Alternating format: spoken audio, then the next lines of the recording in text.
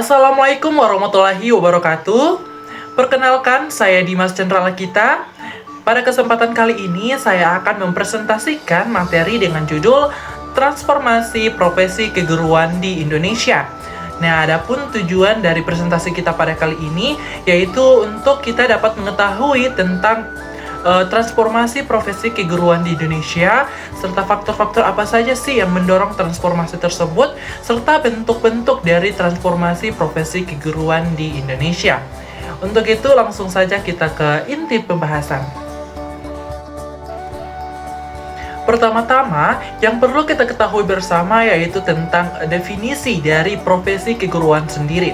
Nah, di dalam undang-undang sudah dijelaskan, yaitu di dalam Undang-Undang Sisdiknas pasal 39 ayat 2 Undang-Undang Nomor 20 Tahun 2003, di mana di dalam undang-undang tersebut dijelaskan bahwa guru atau pendidik profesional merupakan tenaga profesional yang bertugas merencanakan dan melaksanakan proses pembelajaran, menilai hasil pembelajaran, melakukan pembimbingan dan pelatihan.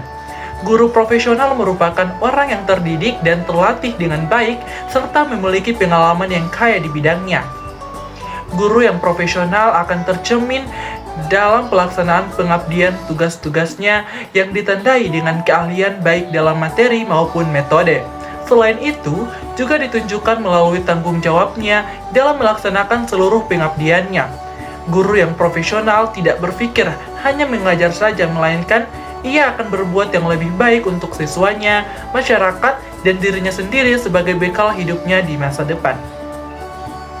Di tahun 2022, Sulaiman mengatakan bahwa ruang lingkup kompetensi pendidikan dari berbagai sumber yang membahas tentang kompetensi guru secara umum dapat diidentifikasikan dan disarikan tentang ruang lingkup kompetensi profesional guru, di mana yang pertama, mengerti dan dapat menerapkan landasan kependidikan baik filosofi, psikologis, sosiologis, dan sebagainya. Yang kedua, mengerti dan dapat menerapkan teori belajar sesuai taraf perkembangan siswa. Yang ketiga, mampu menangani dan mengembangkan bidang studi yang menjadi tanggung jawabnya. Yang keempat, mengerti dan dapat menerapkan metode pembelajaran yang bervariasi. Kelima, mampu mengembangkan dan menggunakan berbagai alat, media, dan sumber belajar yang relevan.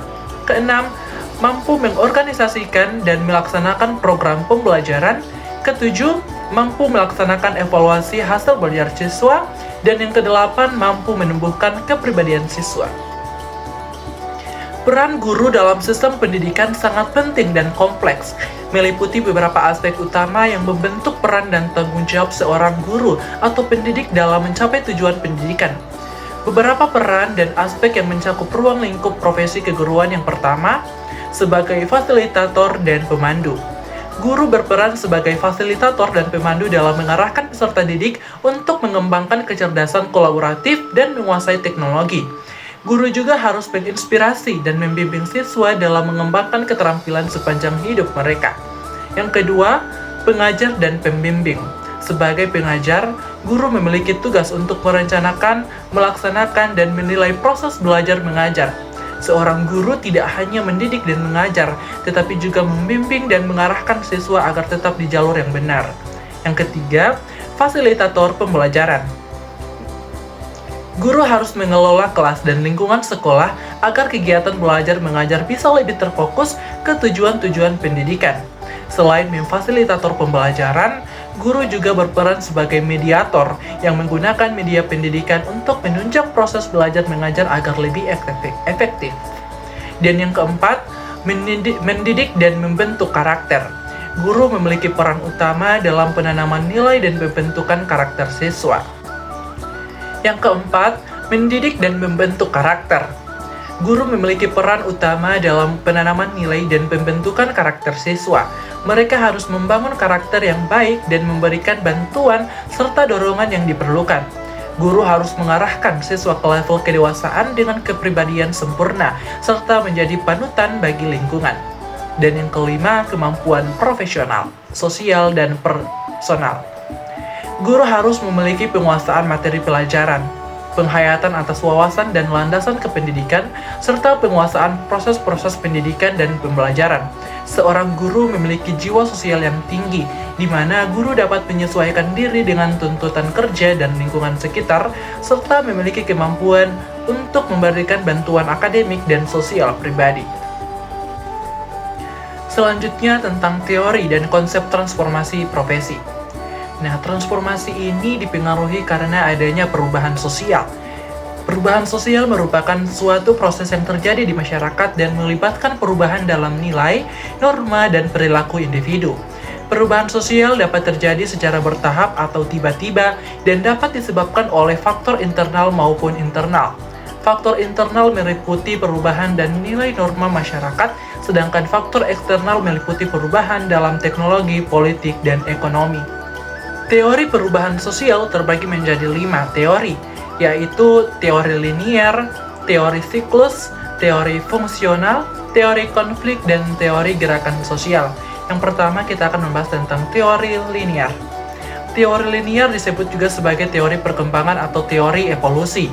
Dalam teori linier, perubahan sosial dikatakan sebagai sebuah proses yang terjadi dalam waktu yang cukup panjang, relatif lambat, serta mengarah pada tujuan tertentu, di mana tidak ada perubahan sosial yang datang dengan sendirinya. Teori linier menggambarkan bahwa perubahan sosial terbentuk pola yang memanjang dan menuju ke tahap yang paling terkini. Teori yang kedua ada teori siklus. Menurut teori siklus, perubahan sosial adalah sebuah proses yang berulang. Artinya, perubahan yang terjadi di masa sekarang bisa memiliki kesamaan dengan apa yang pernah terjadi di masa lampau. Dalam teori ini, perubahan sosial digambarkan dengan garis yang berputar namun tetap mengarah kepada tahap yang paling terkini. Teori yang ketiga, teori fungsional. Menurut teori fungsional, masyarakat dilihat sebagai sebuah sistem yang saling terhubung dan memiliki fungsi.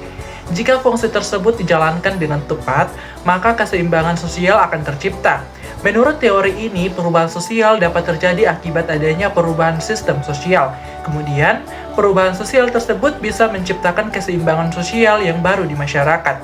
Namun, perubahan sosial tersebut juga dapat menimbulkan konflik yang dapat mengganggu keharmonisasian dalam masyarakat. Yang keempat ada teori konflik. Menurut teori konflik, perubahan sosial terjadi akibat adanya konflik atau pertentangan antar kelas sosial. Menurut teori ini, perubahan sosial dianggap telah menciptakan perbedaan kelas sosial di tengah masyarakat. Yang kelima, teori gerakan sosial. Menurut gerakan sosial, suatu perubahan sosial dapat memunculkan adanya gerakan sosial. Begitu juga sebaliknya. Gerakan sosial sendiri merupakan tindakan bersama yang terorganisir dan didorong oleh adanya ketidakpuasan, tujuan, serta kepentingan yang sama. Di tengah perkembangan pesat dalam ranah digital, pendidikan mengalami perubahan transformasional untuk menyesuaikan diri dengan kemajuan dalam ilmu pengetahuan dan teknologi. Pendidikan juga dapat memperluas wawasan dan memperkuat kemampuan untuk mengambil keputusan yang cerdas dan bijaksana. Oleh karena itu, pendidikan harus terus berkembang dan beradaptasi dengan perkembangan zaman, terutama di era digital seperti sekarang. Pendidikan di abad ke-21 telah mengalami transformasi melalui penggunaan ilmu pengetahuan dan teknologi yang semakin maju. Dengan memanfaatkan teknologi terkini seperti kecerdasan buatan, pembelajaran mesin, realitas virtual, dan Internet of Things, pendidikan digital 5.0 bertujuan untuk mengoptimalkan keterlibatan siswa, mendorong kolaborasi, dan meningkatkan hasil pembelajaran secara keseluruhan. Konsep transformasi dalam konteks pendidikan mencakup perubahan yang signifikan dalam sistem, paradigma, dan metode pendidikan untuk memenuhi tuntutan zaman.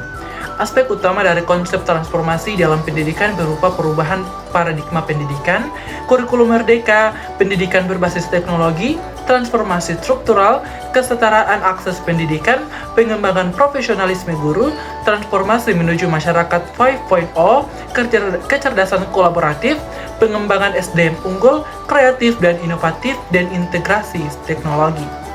Sejarah profesi keguruan di Indonesia diawali pada periode Hindu-Buddha dan Islam pendidikan dan yang tidak berlangsung melalui institusi formal, melainkan non-formal dan berfokus pada pendidikan agama. Guru pada periode ini mayoritas adalah tokoh keagamaan seperti resi dan kiai. Kemudian pada masa kolonial terdapat perubahan, ruang lingkup seorang guru diperluas. dari hanya tokoh agama menjadi tenaga pengajar profesional yang mengajarkan berbagai ilmu pengetahuan.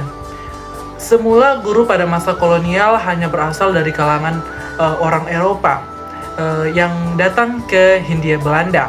Akan tetapi, seiring dengan perkembangan Hindia Belanda, kebutuhan akan guru semakin meningkat.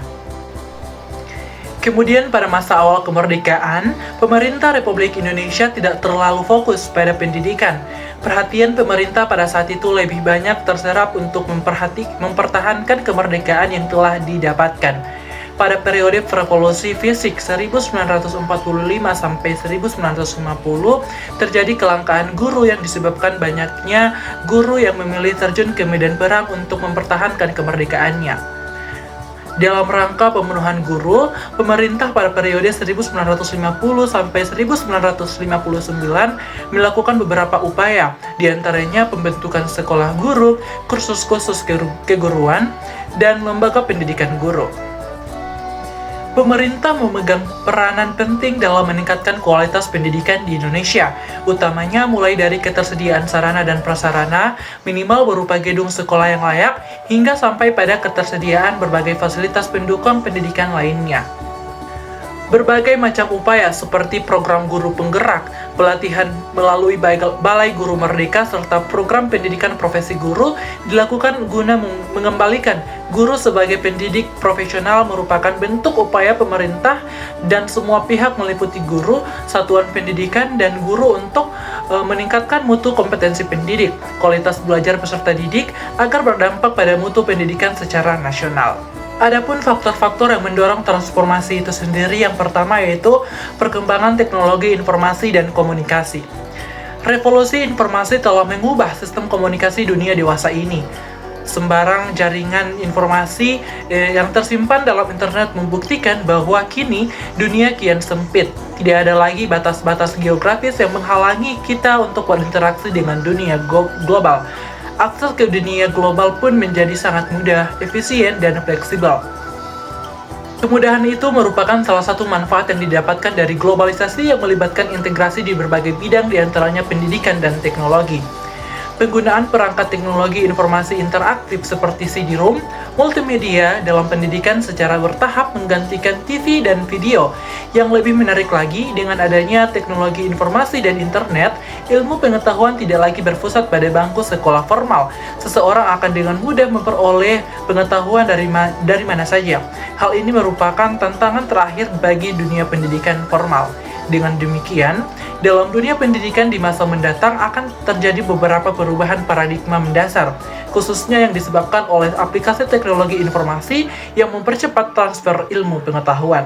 Yang kedua, penggunaan teknologi pada proses pembelajaran.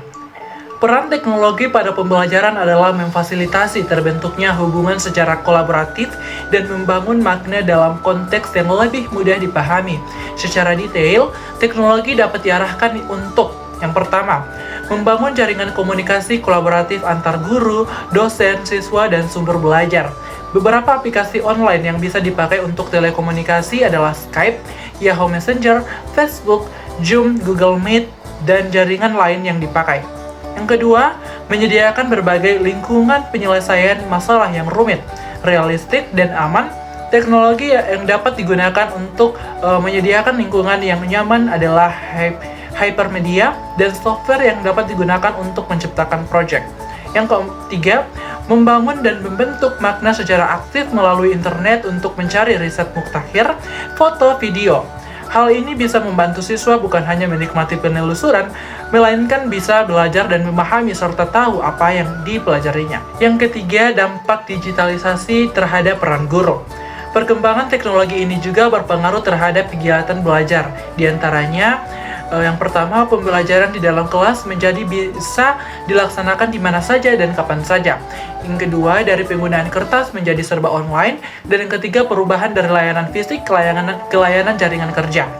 Media komunikasi seperti komputer, internet, dan lain sebagainya dimanfaatkan untuk kegiatan belajar, sehingga dengan begitu pembelajaran tidak hanya bisa dilakukan secara luring, namun juga bisa dilakukan secara daring atau pembelajaran jarak jauh. Kemudian bentuk-bentuk transformasi profesi keguruan. Yang pertama, perubahan dalam kurikulum dan metode pengajaran. Nah, Kurikulum Merdeka adalah metode pembelajaran yang mendorong bakat dan minat yang dimiliki oleh murid. Kurikulum yang diresmikan oleh Kemendikbudristek pada bulan Februari 2022 ini merupakan kurikulum pembelajaran intrakurikuler yang beragam. Dalam kurikulum ini, guru memiliki keluasan untuk memilih berbagai perangkat ajar agar pembelajaran dapat menyesuaikan dengan kebutuhan belajar dan minat murid. Yang kedua, pendekatan pembelajaran yang inovatif. Perubahan paradigma proses pembelajaran tersebut menuntut guru untuk mampu merancang pembelajaran yang kreatif dan inovatif dengan memanfaatkan teknologi yang sejalan dengan era revolusi industri 4.0. Aktivitas pembelajaran dirancang sedemikian rupa sehingga mampu memfasilitasi siswa mengkonstruksi pengetahuan sendiri dan mengaplikasikannya, melatih keterampilan, serta memperluas pengetahuan yang diperoleh selama pembelajaran. Pendekatan STEAM merupakan salah satu inovasi pembelajaran yang berkembang di era revolusi industri 4.0. STEAM merupakan singkatan dari Sains, Teknologi, Engineering, dan Mathematics.